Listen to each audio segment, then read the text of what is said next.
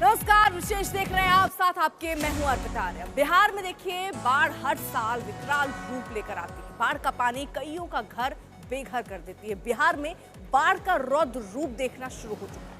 गंगा, कोसी और गंडक जैसी नदियां खतरे के निशान से ऊपर बह रही हैं। भोजपुर, पटना, भागलपुर, वैशाली, लखीसराय, सारण, मुंगेर, खगड़िया, सुपौल और बेगूसराय जैसे जिलों में बाढ़ से हाल बेहाल है।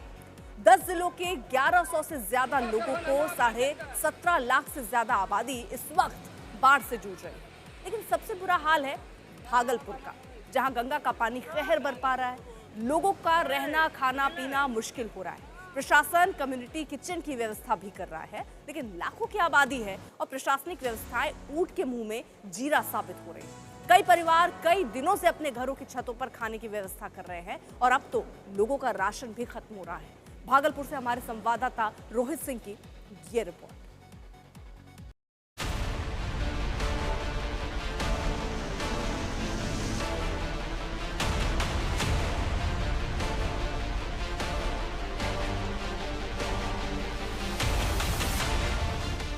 बिहार में बाढ़ से सबसे ज्यादा तबाही मची है भागलपुर में, जो बिल्कुल गंगा नदी से सटा हुआ है, जिसकी वजह से बरसात के इस मौसम में पूरे शहर में बाढ़ आ गई है। जिस नेशनल हाईवे पर गाड़ियां चलती थी, वो इस वक्त पानी में डूबा हुआ है। सब कुछ पानी में समा गया और गंगा का पानी लगातार बढ़ता ही जा रहा है। क्या सड़कें, क्या घर, क्या गलियां, इस पानी में जानवर भी आधे डूबे हुए हैं। उन्हें भी चारा नहीं मिल पा रहा। सब जगह पानी भरा हुआ है। भागलपुर में एक बड़ी आबादी इस वक्त बाढ़ से प्रभावित है। भागलपुर यूनिवर्सिटी भी इस बाढ़ के पानी में डूब चुकी है। ये भागलपुर विश्वविद्यालय की तस्वीरें हैं। शहर में बसा हुआ है भागलपुर विश्वविद्यालय, हालांकि गंगा के करीब है। तो आप देखिए चारों तरफ भागलपुर यूनिवर्सिटी के अंदर जो है वो चारों तरफ लबालब पानी भरा हुआ है पिछले कई दिनों से। और आप देखिए अब नाव चल रही है यहाँ पर यूनिवर्सिटी के अंदर में। और ये जो लोग आपको नाव पे बैठे हुए नज़र आ रहे होंगे, ये दरअसल यूनिवर्सिटी में काम करने वाले कुछ कर्मचारी हैं, जिनके पास अब कोई साधन नहीं है ऑफिस जाने का, वहाँ तक पहुँचने का। तो नाव के ज़रिए जो है अब ये लोग जो है अब प्रशासनिक भवन में जा रहे हैं, जहाँ पर इनको ड्यूटी पे रोज़ाना जाते हैं। तो आप देख सकते हैं किस तरीके के हालात बने हुए हैं। शहरी क्षेत्रों का ये हाल है, जहाँ पर शहरी इलाकों में देखिए कितना पानी भरा हुआ है, तो ग्रामीण इलाकों का तो फिर पूछिए ही मत क्या हाल है। फिलहाल भागलपुर का ऐसा कोई इलाका नहीं है जो इस बाढ़ के पानी में डूबा न हुआ हो। कई गांवों का जिला मुख्यालय से संपर्क कट चुका है। यह भागलपुर के ही नवगछिया का साधोपुर गांव है, जहां एक बांध टूट गया और कोसी नदी का पानी निचले इलाकों में फैलने लगा। ये पानी लगातार साधोपुर के खेतों और रास्तों में भर गया। ये NH31 का इलाका है जो सबसे ज्यादा प्रभावित दिख रहा है। यहाँ आसपास के कई गांवों में कोसी का पानी भर गया है। इस वक्त हम मौजूद हैं नवगछिया के सधवा गांव में, और ये दरअसल रंगरा प्रखंड में पड़ता है ये गांव। और हर साल जो है इस पूरे इलाके में बाढ़ जो है वो तांडव मचाती है और हज़ारों की आबादी जो है वो प्रभावित होती है। और दरअसल यहाँ पर इस इलाके की समस्या दरअसल ज़्यादा ये इसलिए हो जाती है क्योंकि ये इलाका जो है दो नदियों का यहाँ मिलान होता है। गंगा नदी और कोसी नदी जो है यहाँ पर आकर मिलती है। और इसके वजह से, क्योंकि इस वक्त गंगा नदी पूरी तरीके से कहें तो उफान पर है भागलपुर में और लबालब है, तो कोसी का पानी भी जो यहाँ पहुँच रहा है उसे निकलने का कोई रास्ता नहीं मिल रहा है। तो इसकी वजह से ये पूरा पानी जो है गंगा और कोसी का जब यहाँ मिलता है तो इसका फैलाव बहुत ज़्यादा हो जा रहा है। और इसकी वजह से बहुत सारे गांव जो है, दर्जनों गांव जो है वो पूरी तरीके से जलमग्न हो चुके हैं। इसी तरह से भागलपुर के सुल्तानगंज प्रखंड में भी बुरा हाल है। यहाँ तो गंगा का पानी राष्ट्रीय राजमार्ग पर आ गया। लगातार यहाँ आसपास के सटे हुए इलाकों की तरफ बाढ़ बढ़ रही है। गंगा की धार तेज है। यहाँ भी दर्जनों गांव हैं जिनका संपर्क मुख्यालय से कट चुका है। ये लगभग विगत 4 दिन से यही स्थिति है इस गांव की। और ये जो आप जिस मार्ग पे आप खड़े हैं, ये हमारे प्रखंड के कम से कम 25 गांव को जोड़ती है ये सड़क। और ये जो बहुत घनी आबादी है अंदर में, उसका सबों का संपर्क बिल्कुल मुख्यालय से टूट चुका है। जहाँ तक पानी का बात है, दिन प्रतिदिन बढ़ता जा रहा है, लोगों का जीना दुश्वार हो रहा है। मवेशी प्लस जितने भी हमारे ग्रामीण लोग हैं वो खाना के लिए भी मुहताज हैं। अभी सरकार के तरफ से जो व्यवस्था की जा रही है वो 1-2 जगह पे कैंप लगा के भोजन देने का व्यवस्था किया जा रहा है। बाढ़ की मुसीबत सब पर आई हुई है। देखिए, दुकानों के अंदर पानी भर गया है। दुकानदार अपना सामान दुकान के ऊपरी हिस्से की तरफ शिफ्ट कर रहे हैं, लेकिन कब तक ये दुकानें बचेंगी, क्योंकि पानी तो लगातार बढ़ता ही जा रहा है। भागलपुर के इन इलाकों में चलने के लिए अब ट्रैक्टर ही सहारा है, क्योंकि फिलहाल वही बाढ़ के इस पानी में थोड़ा बहुत चल पा रहे हैं।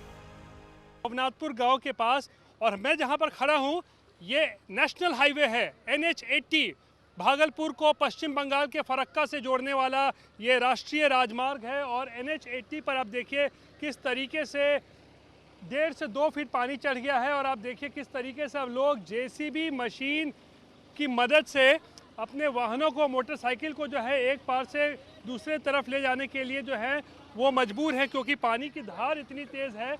नेशनल हाईवे पर पानी जिस रफ्तार से बह रहा है उसके वजह से अब इस पे आवाजाही है लगभग बंद हो चुका है। ये बताओ, ये NH पे पानी कितने दिन से आ गया है? तो 5 दिन हो गया। NH पे से पानी आ गया? हाँ। कितना पानी है, लोग आने जाने में दिक्कत हो रहा है बहुत? हाँ, बहुत हो रहा है दिक्कत। गाँव सब में पानी घुस गया? गांव सब में पूरा अंदर घुस गया, सबके घर में, पूरा घर में। हम लोग गाय भैंस रोड पर लगाए हैं। सबसे दुख की बात है कि एक भी प्रशासन का अधिकारी यहाँ पर नहीं आया है, कोई भी तरह का सुविधा मुहैया नहीं कराया गया है। भागलपुर में सब कुछ जलमग्न है। क्या कॉलेज, क्या यूनिवर्सिटी और क्या स्कूल। यह भागलपुर का एक सरकारी स्कूल है जो पूरी तरह से डूब चुका है। लग ही नहीं रहा कि यहाँ कभी एक विद्यालय चलता होगा। असल भागलपुर जिले के भवनाथपुर गांव के एक सरकारी स्कूल में मौजूद हूँ इस वक्त, और आप तस्वीरें देखिए किस तरीके से चारों तरफ ये स्कूल जो है वो पानी से लबालब हो चुका है। और पूरी तरीके से ये मध्य विद्यालय है भवनाथपुर, जो कि सुल्तानगंज प्रखंड में पड़ता है, पूरी तरीके से आप देख सकते हैं जलमग्न हो चुका है स्कूल। स्कूल के क्लासरूम में पानी चला गया है। पूरा ये ग्राउंड जो है वो पानी में डूबा हुआ है। जो एडमिनिस्ट्रेटिव बिल्डिंग है, प्रिंसिपल जहाँ बैठती है, चारों तरफ केवल और केवल पानी ही आपको नज़र आएगा। और ये स्थिति दरअसल पिछले 1 सप्ताह से इस इलाके में बने हुए हैं, क्योंकि पिछले 1 सप्ताह से लगातार गंगा का पानी बढ़ते जा रहा है। उधर उत्तर प्रदेश में भी बारिश और बाढ़ का कहर है।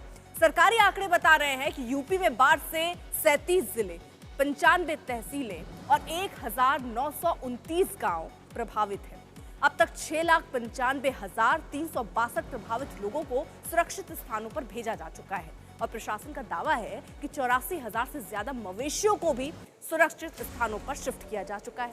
लेकिन हकीकत यह है कि उत्तर प्रदेश में बहुत से इलाके ऐसे हैं जहां अभी भी प्रशासनिक मदद नहीं पहुंची। पश्चिमी यूपी हो या पूर्वांचल हो, कई गांवों में बाढ़ का पानी घुस गया है। और समस्या ये है कि अभी भी लगातार बारिश हो रही है और इसलिए डर बना हुआ है।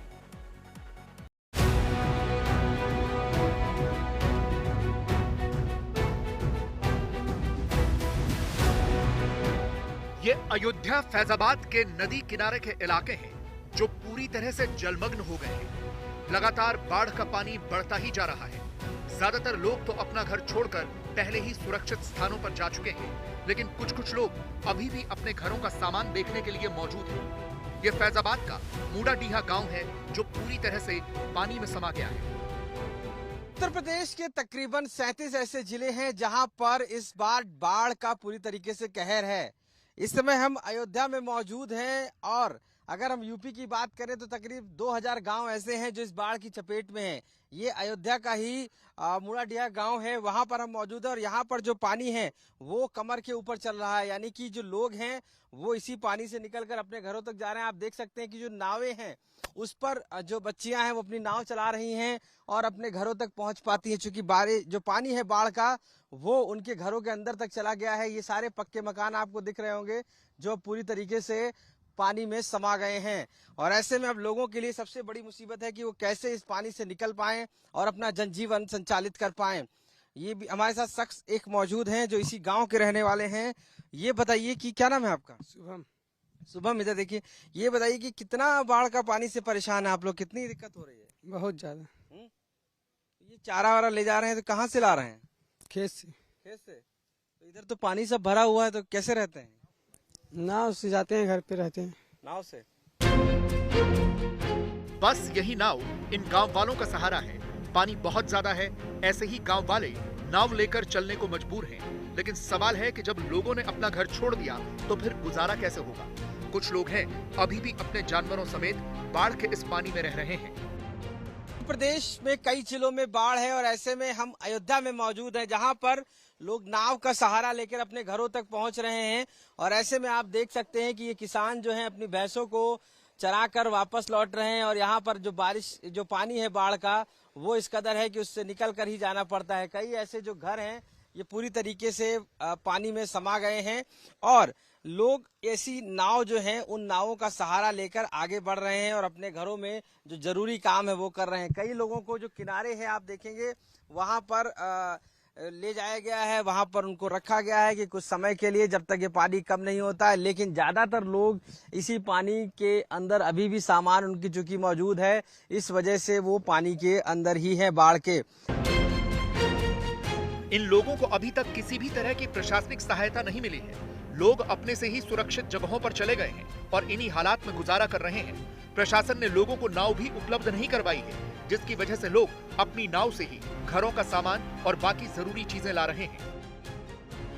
अयोध्या के ही इस जो तटवर्गीय इलाके हैं वहां पर बाढ़ का पानी घरों में घुस गया। मेरे पीछे जो आप घर देख रहे होंगे इसमें पानी पूरी तरीके से गया हुआ है और यहाँ के घर के लोगों ने पलायन भी कर दिया है। हालांकि कुछ लोग अभी भी मौजूद हैं क्योंकि वो अपना सामान ला रहे हैं और ऐसे में यहाँ पे रहते हैं। तो आप क्या नाम है आपका? यहाँ रहते हैं? हाँ रहते हैं। क्या नाम है? सुकई नाम। सुकई। क्या गाँव कौन सा है ये? मोड़ाडीहा। मोड़ाडीहा में ये पानी बाढ़ का कब से यहाँ पर है और कितना आ गया है? बहुत पानी घर में हल गया है, पूरा घर बुड़ गया है। इससे परेशानी क्या क्या हो रही है? अरे परेशानी यही सर सामान सब डूब जा रहा है, इस परेशानी हो रही है। यह हाल सिर्फ अयोध्या के किसी एक इलाके का नहीं है। ये अयोध्या का राजेपुर गांव है, जहां सरयू नदी का पानी लगातार बढ़ता जा रहा है। 15 दिन से ज्यादा हो गए हैं। लोग अपने ही घरों से पलायन करके सड़क किनारे अस्थायी टेंट्स में जिंदगी बिताने को मजबूर हैं। सरयू फिलहाल खतरे के निशान से 1 सेंटीमीटर नीचे बह रही है, लेकिन गांव के रास्तों पर पानी से खेत डूब गए हैं। लोग अपने मवेशियों के साथ ऊपरी इलाकों में शरण ले चुके हैं। आप लोग कब से रह रहे हैं? मतलब कितने दिनों से? जब से बाढ़ आई है। जब से बाढ़ आई है। तो वहाँ पर जो आपका घर था वो क्या बाढ़ के पानी में डूब गया है? हाँ। आपका घर कहाँ है? रामपुर हलवारा। क्या वहाँ बाढ़ आ गई है? हाँ यहाँ बाढ़ आ गई माझे में। अच्छा, तो आप लोग यहाँ शिफ्ट हो गए? हाँ यहीं है। तो कितनी नुकसान हुआ है बाढ़ से? अब बाढ़ से बहुत नुकसान हो जाता, क्या करा जाए। फिलहाल विशेष में आज के लिए बस इतना ही, लेकिन देश दुनिया की बाकी खबरों के लिए आप देखते रहिए आज तक।